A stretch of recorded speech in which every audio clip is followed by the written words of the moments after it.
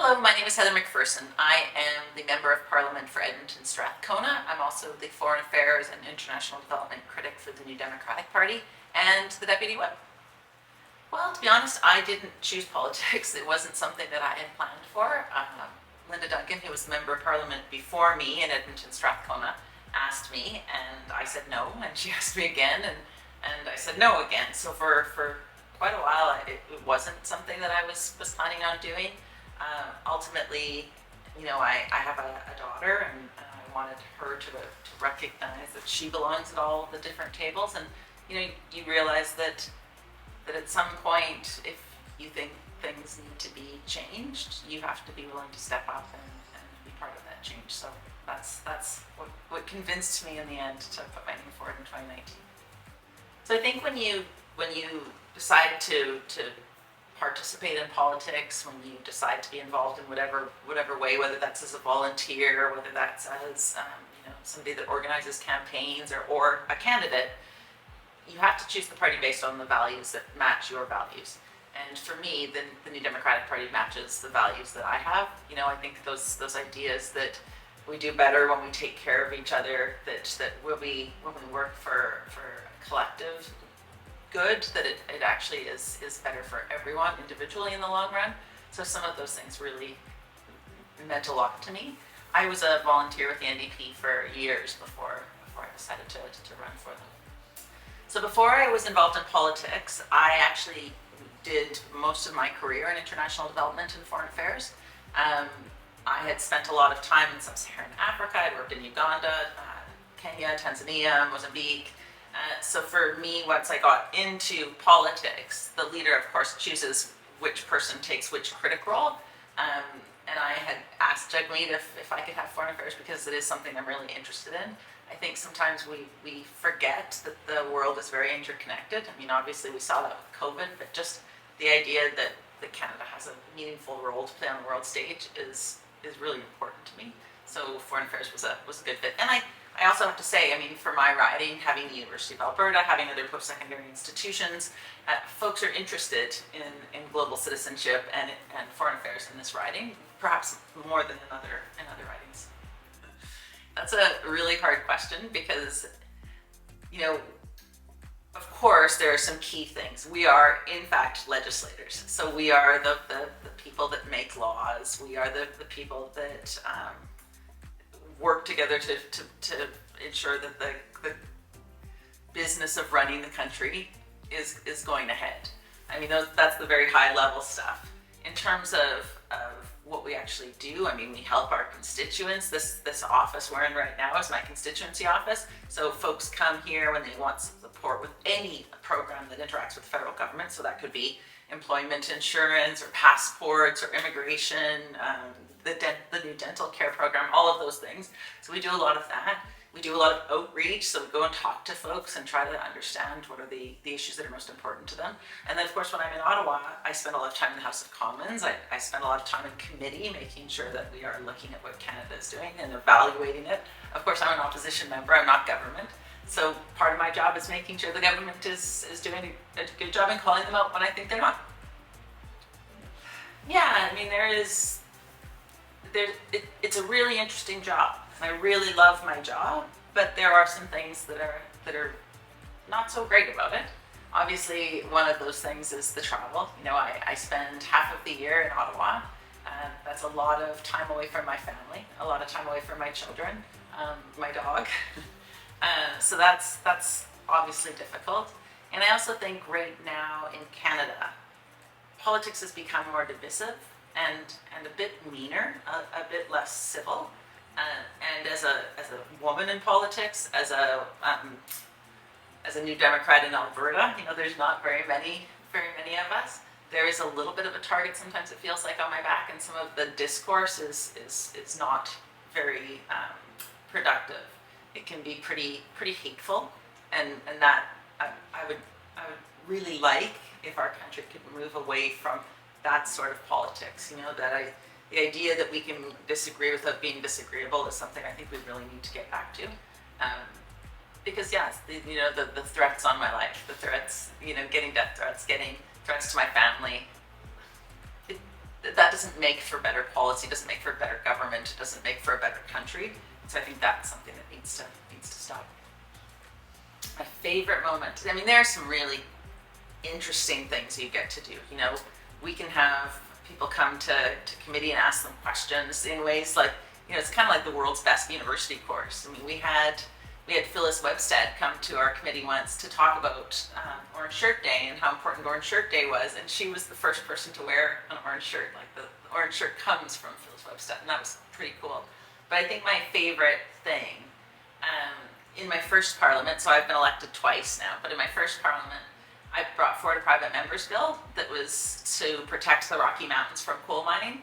And I didn't get to table it in the House. There's a lottery, and I didn't win a high number in the lottery, but the Minister of the Environment called me and just told me that they liked my bill, they were putting it into policy, and it actually saved the eastern slopes from being mined by two significant coal mines, which for me, like, it was a pretty exciting day. And I actually went into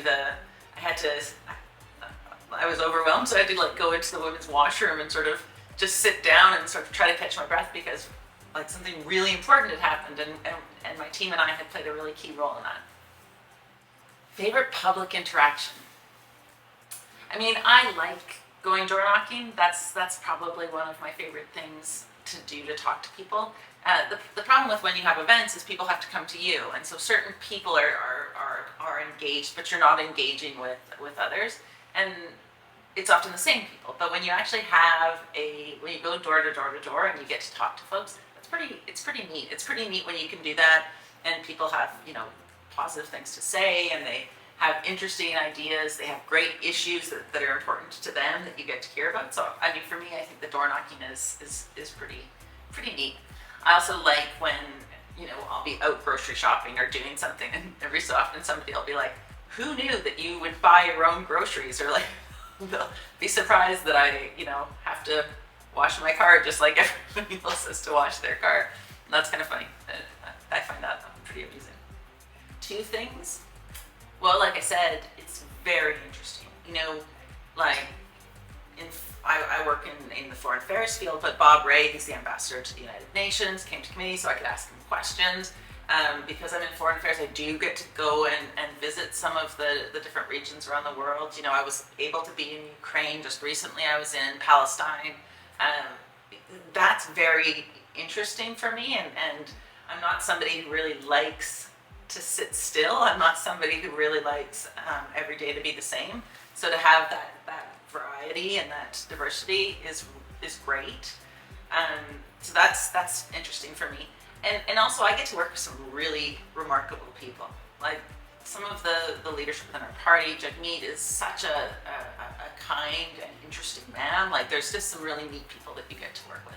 Our team that works in Edmonton and our team in Ottawa are fantastic. So that's probably my second favorite thing. Yeah, I mean, there's lots of things that I think we really need to address in Canada, in Alberta. I mean, of course, I talked a little bit about housing.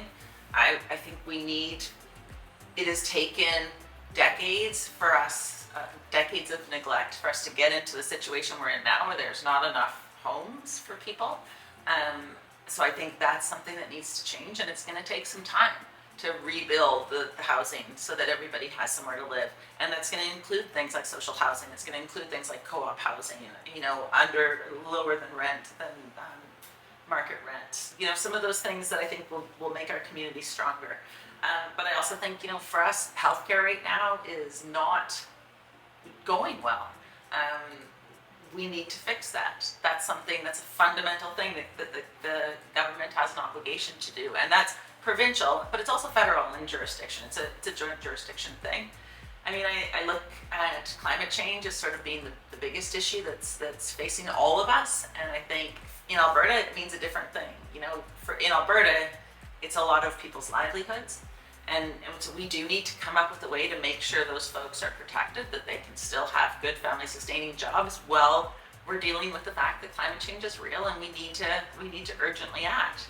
You know, this summer, we're in the middle of a terrible drought. This summer it's not inconceivable that there will be climate refugees from Alberta, not coming to Alberta, but fleeing from Alberta because of if folks have lung or breathing issues, it could be unlivable here for them this summer if the wildfire season is as bad as some are predicting. I mean, I think those are the key pieces that are important for me.